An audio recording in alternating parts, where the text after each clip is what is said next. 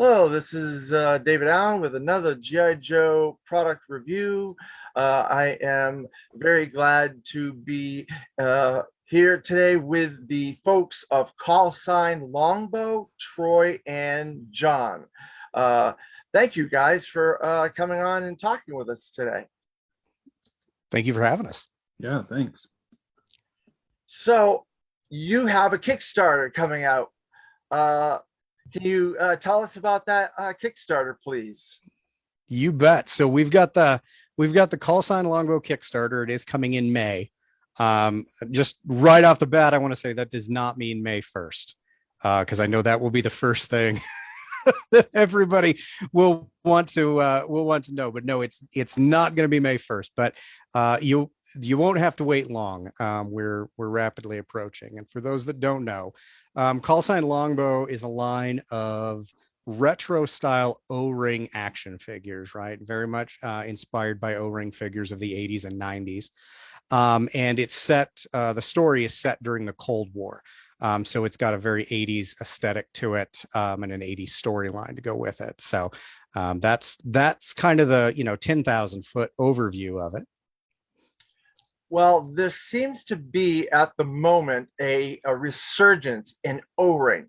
I believe you guys really were the first to kind of bring the O-ring style of figures back, 3 3/4 back, because you've been working on this for a few years now. I've been attending shows and going to your panels, and I've been avidly following you guys to see how this project progresses.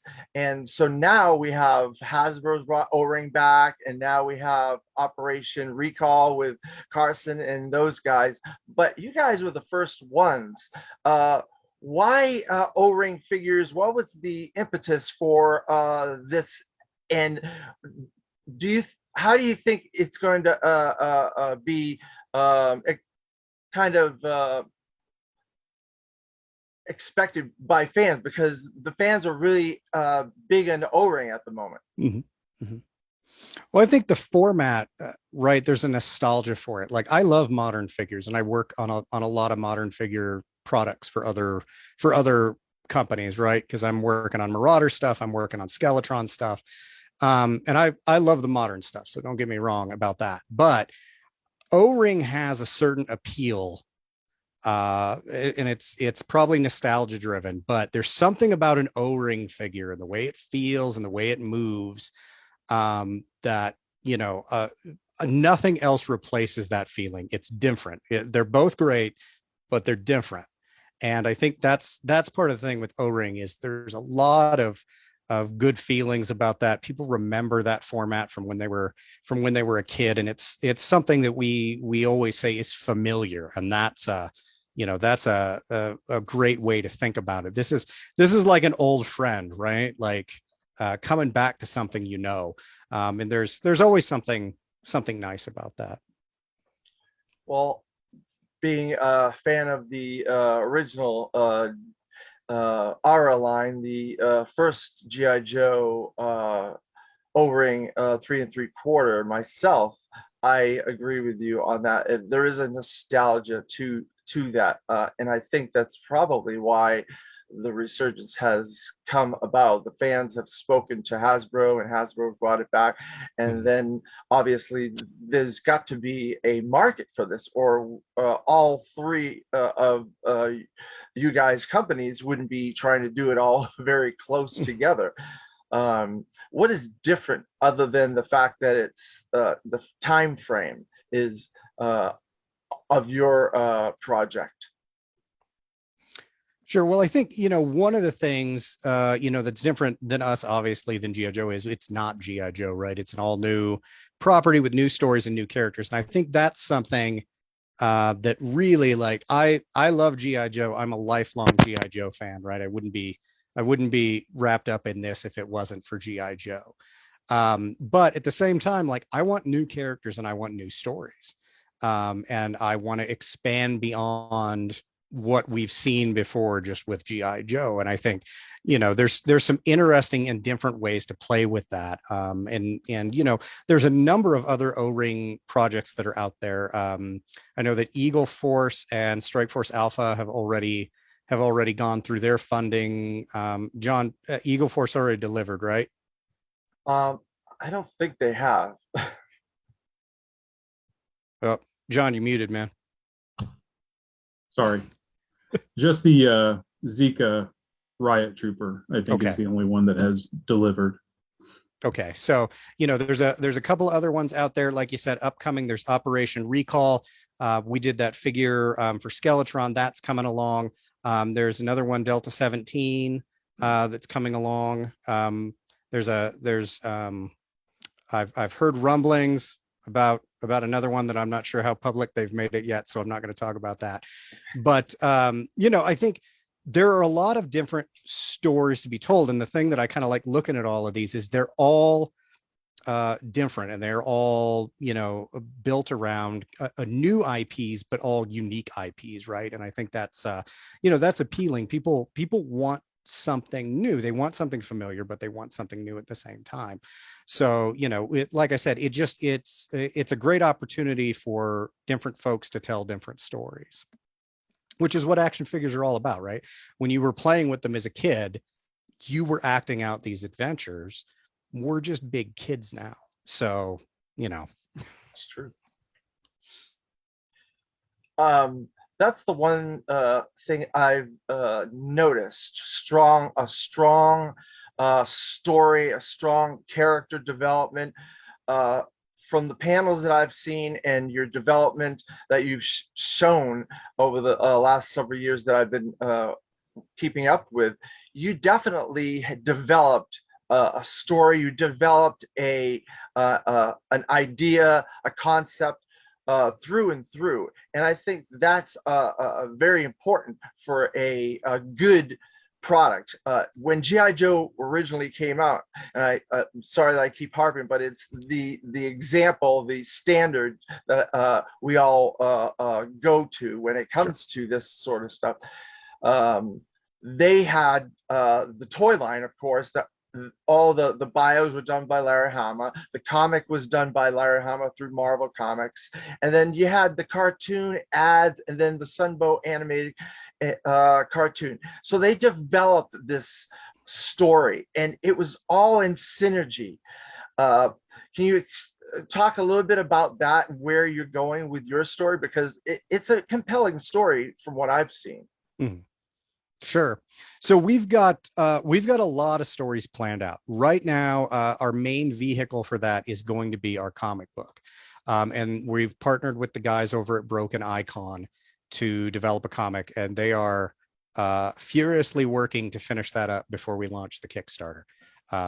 We've approved all the pages. We're on to color and lettering. We're getting pretty close to the end on that. So John and I are very excited about that. Cool. And we went back over that a number of times, to make sure that we got it paced out kind of the way we wanted, because we wanted to tell a whole story. We went through the script. We were 5 pages over.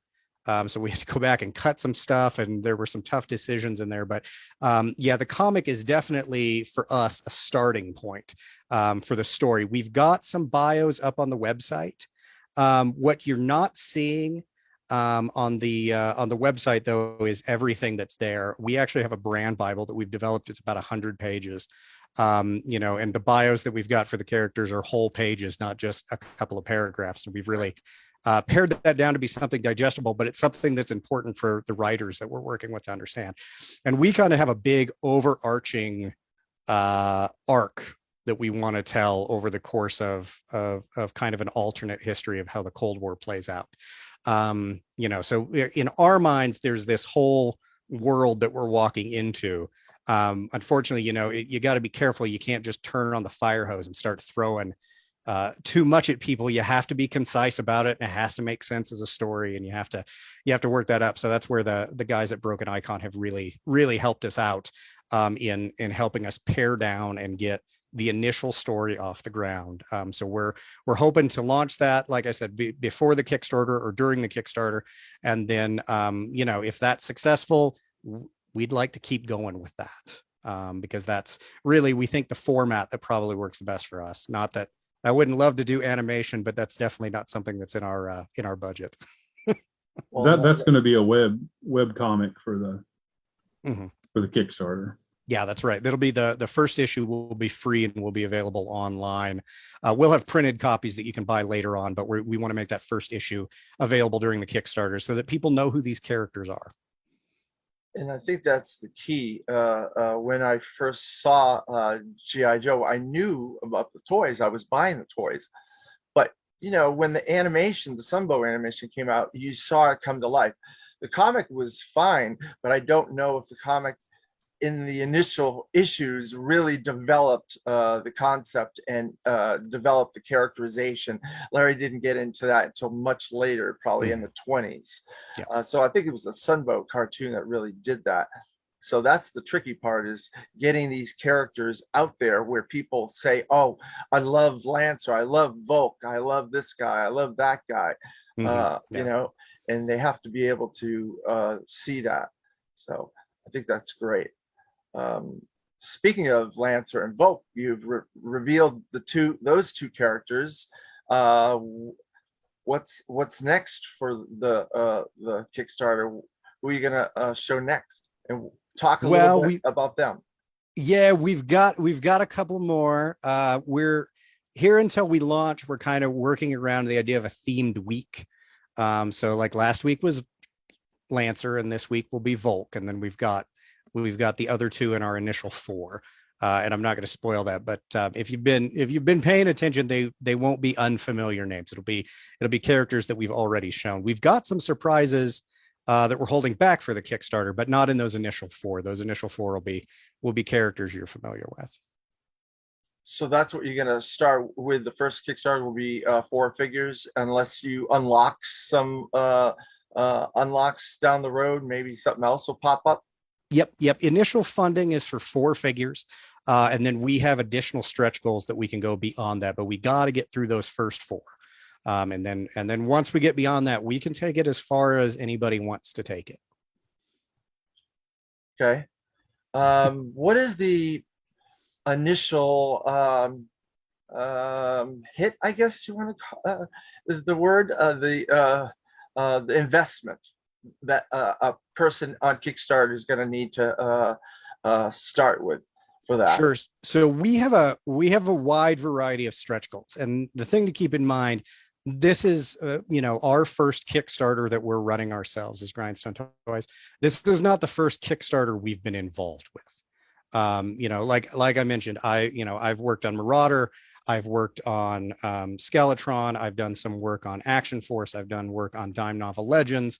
John's worked on Skeletron, John's worked on Complex. So we are not unfamiliar with Kickstarters. So we've kind of, for lack of a better term, taken everybody else's homework and changed it around a little, before we turn it in. But we are going to have a wide variety of options for backers. What you've come to expect. You can back with a single figure, you can back with 4 figures. We'll have an all-in package. We'll have some that are larger than all-in packages, and a whole host of them in between, where, depending on how much you want to put in, you can find a tier, a reward tier that fits what you want to do. Well, I think that's actually a good idea, because it's kind of what they did with the Robo Skull. They really gave a lot of options for all kinds of different levels and stuff like that for different people that had different financial commitments and things like that. So I think that's actually a good way to go, because you're trying to meet the largest amount of people that might want to buy your product, but might not be able to get all 4 figures, or might not be able to do all in or this or that. I think that's a smart play on your part. Sure. Yeah, and you want something that's available for everybody. And afterwards, we're looking at backer kit on the fulfillment side. So it may be something too where somebody may only be able to buy so many during the Kickstarter. They may want to come back, but it's really imperative for us, obviously, to unlock as much as we can during the Kickstarter. Because that's really, you know, we talk about backer kit after the fact. That's a fraction of what you do during the Kickstarter. The Kickstarter is really, you know, where the meat and potatoes are, for lack of a better term. Yes, I understand what you're saying because let's use the RoboSkull as an example. They blew the doors off their initial Kickstarter, and Mhm. they were going through stretch goals left and right. They had to create stretch goals in order to continue until their Kickstarter was over, and then they did the backer kit in January, and I think that's about to end. So if let's just say in the grand scheme of this, that you blow through the whole thing in a matter of hours and you have to do the backer kit stuff, are you prepared for that? Are you that deep where you can continue? Yeah, we feel pretty good about that. We had a very large slate of characters that we could potentially choose from, and we had a line meeting, an approval meeting, and it was John and myself and Ben from Skeletron and George Greeno, and then Mikey Kukovic, and we did a full review of the line and pared down to what we thought would be realistic for the Kickstarter. If for whatever reason we had to pull others out, we've got plenty in the can. Well, yeah, I remember your panel. You had quite a lot of stuff, and then there's Starcom, and there's this and that. And I don't want to give too much away to the folks out there, but I know what you had in those panels and the possibilities in the future, and it's pretty bright for fans of G.I. Joe and 3 3/4 and cool concepts like this. There's a lot of cool stuff coming down the road, I hope. Sure. And it's, you know, you bring up those panels. We took very seriously the feedback we got at those panels. And that helped inform our decisions when we were, narrowing down for the Kickstarter what we thought we wanted to do.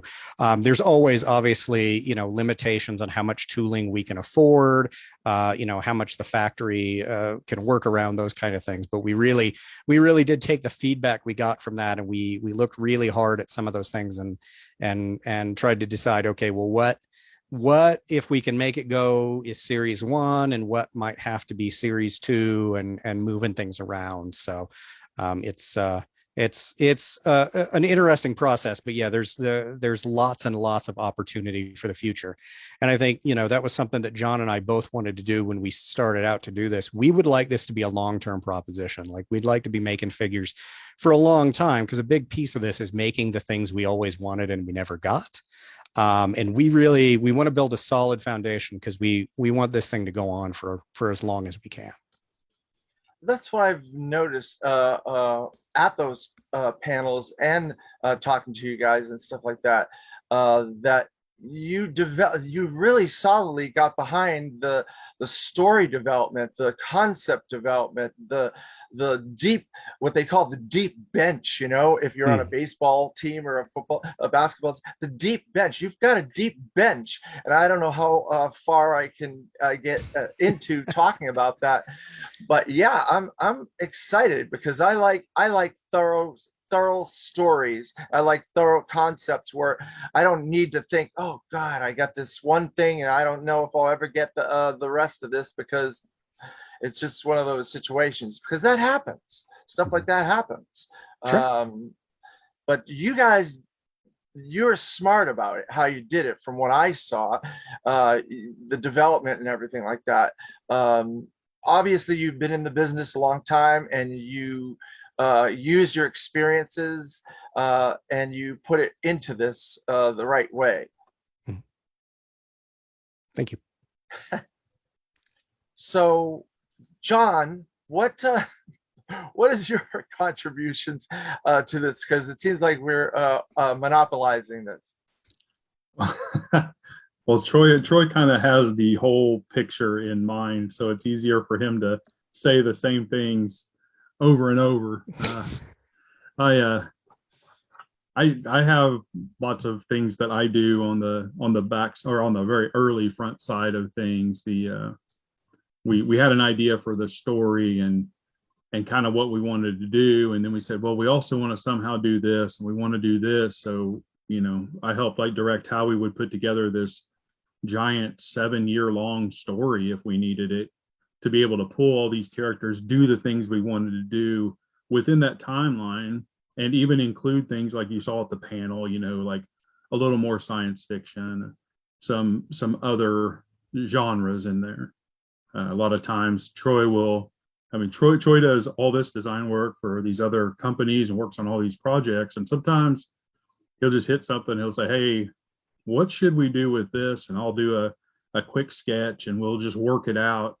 I think the Skeletron figure was a good example of he and I just back and forth one afternoon, just bouncing stuff back to each other. 3 days later, we came up with what we ended up working with. And a lot of the concepts that we come up with that aren't your typical archetypes are things that Troy and I just throw back and forth to each other until we come up with something that we think is just really cool, and we make it fit the line. And so there's a lot of that. That's kind of what I do most of the time, is try to set up what we're going to do later and do a lot of modeling. Yeah, none of it gets done in a vacuum. I'm used to standing up front and talking, and like John said, I'm the one reading from the script most of the time because I'm also covering the social media piece of it. But there isn't any piece of this that is one of us solely by ourselves. Everything gets back and forth. We're always going back and refining, showing each other things all the time. And like John said, it's an evolving process. We start with an initial idea and then we work it up. And that's the way you have to do it. You have to start with somewhere and then refine it over time to get to a better place. It's kind of like a development team at a toy company. Like you would come up with, say someone would say, I need Betty Boop dolls. Okay, what's a Betty Boop doll going to be? How is it going to work? What's the story behind the Betty Boop doll, the packaging, blah, blah, blah, blah. And then they put it out to manufacture and they test it with the kids and blah, blah. And then it goes to the shelf and the kids play with it. And, they do advertising and stuff like that. Kind of like that. You guys are kind of like a toy company in a way, because you both have worked for toy companies, I believe, if I'm not mistaken, in the past. That's where your experience comes from. If I'm not mistaken, right? Mm-hmm. Yeah, and John has a even broader background in manufacturing. And John, lots of times, his expertise is in things that sometimes are not as glamorous, like trying to figure out the proper size of rivet. I know that's something that John has been working on a lot to get us those kind of things and those engineering kind of things that are vital to the final product, but are not as cool as, oh, hey, here's this guy I drew. But it makes the world go round, and that's something, like you said, it is very much because we're a company. We are a tiny little toy company, but like you said, we are a toy company, so it really is like a development department for sure. Yeah, and that's the thing. I typically don't think of these type of things myself as a fan of a toy line or as a fan of a property. I don't think about the rivets, but sometimes I'm in panels and sometimes on Facebook groups where Hasbro is being interviewed about G.I. Joe, and someone says, well, the reverse rivet or the hip joint or the this or the that. And I'm like, I don't know any of that stuff. That's not my interest. I want to know, is Snake Eyes going to get this cool knife, or is Storm Shadow going to have this cool sword, or is this guy going to have this cool hat or beret or rifle or something, and the story behind it. That's what I care about. I don't know anything about reverse rivets and hip joints and this. I'm like, does my figure work? Can I play with it? Can I pose it and do the story? That's all I care about. But you're right. You're 100% right, Troy, because we wouldn't have any of the stuff that I care about without the stuff that John's doing. Obviously, that's important, because people do complain about that stuff. I'm not sure how familiar you are with Super 7, but Brian Flynn's always talking about rivets and ball joints and this and that on his panel and his discussions. It's interesting.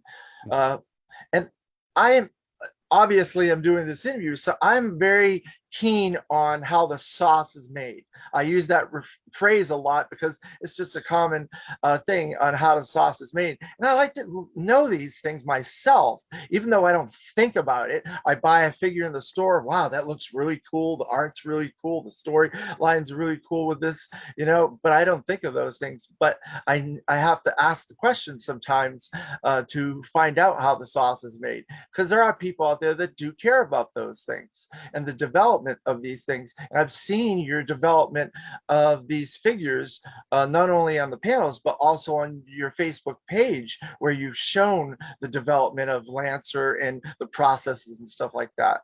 Talk a little bit about that, how you came about these designs and how they are visually gonna show up when the Kickstarter comes out. People get them in hand. Sure. Sure. We will have at a minimum illustration drawings for every character. At this point, different figures are in different stages of development. And we're also kind of waiting to see how the Kickstarter goes. Because you don't want to pay for a ton of stuff that you're not ready for just yet. But everything has been refined through the initial design process and his illustrations. Some figures like Lancer have made it to sculpting and have been printed and are getting close. We have a couple of other figures that are sculpted but not printed, or at different levels in there. We have a lot of the accessories ready to go for the figures, because that's something that John does a lot of. He does the modeling for that. So, we have some of that stuff, but we'll be launching with at least illustrations of all the characters. And if we can get more before the Kickstarter ends, we'll be showing more. We'll be updating there. But that just depends on what we can get back from sculptors that we're hiring. Now I know you announced that Doug Hart will be doing your packaging designs for all these. Talk a little bit about getting the legendary Doug Hart on board with this and what you had to do to pitch him to come on board. Yeah. John, do you want to talk about Doug? Yeah. I think it started with the Rotello project. We had seen that Doug was interested in working on that kind of thing again. And so we approached him, and I think he was pretty excited about the idea to come back. So we worked through, again, a bunch of sketches back and forth, Troy and I. Troy did a bunch of live action shots to kind of see what poses looked good. And but I know that Troy has a lot of discussions with Doug about the art and as it goes. And then we have discussions about even that art. I mean, even having somebody like Doug, you have like an idea that you want, and Doug is incredibly receptive to making changes, even though he's not doing digital work. I think that's part of why Doug's art is so great, is that it's not digital. He's doing that artwork. It's hand painted, and it always looks awesome. And he's one of the funny things that we found out was that he still had images that he had taken from his Hasbro days of different people. And he said, hey, what if I use this one? Or what if I use this one? Like, hey, that works for us. That sounds great. So I don't know. I think that is one of the really cool things that we are working on. And then of course, Doug has also did the art for the Skeletron figure, for the O-ring figure. So we've had a lot of experience just in the last few months working with Doug, and I'm super pumped about the other figure art that we'll be coming out with from him. I mean, he's just a really cool guy. Yeah, he's a prolific guy, is what he is. He's getting around, like you said, Rotello, Skeletron, you guys. And we can't thank Carson at 3D Joe's enough, because he helped make that introduction, and Carson did help out a lot on that art side of things. And Carson's got a lot of really fun stuff cooking.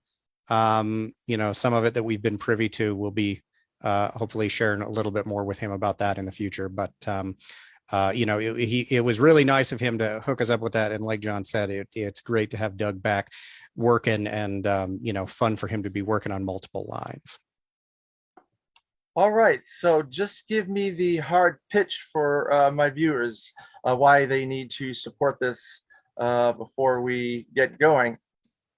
Absolutely. So, if you love O-ring figures or you love 80s alternate history fiction or Cold War fiction in general, obviously this is right up your alley. We've kept it very nostalgic. We've kept it very similar to what you remember. The only major construction change we've made is that we've added swivel wrists to the figures. That way we can make the hands of a flexible material, so we don't have any more broken thumbs, right? But mostly we want to go on new adventures. We want to take you guys on new adventures. We want to see how people use them. We want to see how people connect with these characters, and really we want to share this larger Longbow world with folks. But for us, right, we've dumped what we have into it at this point. We need that additional funding now through the Kickstarter to really take it to the next level and move forward with production. We're working with a great crew. We're working with an experienced factory that's known for quality products. We have a factory rep that's helping us with that, and really we want to make a product that is compatible with what you already own, that, like we said, gives you that familiar feeling, but at the same time is still something new and something fun. So that's kind of the pitch for Callsign Longbow. If that sounds like something that you're interested in, we'll be funding in May, and we're happy to have you. And we look forward to talking with you and having you join up. Well, I thank you very much for giving me the opportunity to speak with you guys today, John and Troy. And I look forward to the future because it looks very exciting. So this was another G.I. Joe product review, and thank you, John and Troy. Thank you. Thank you.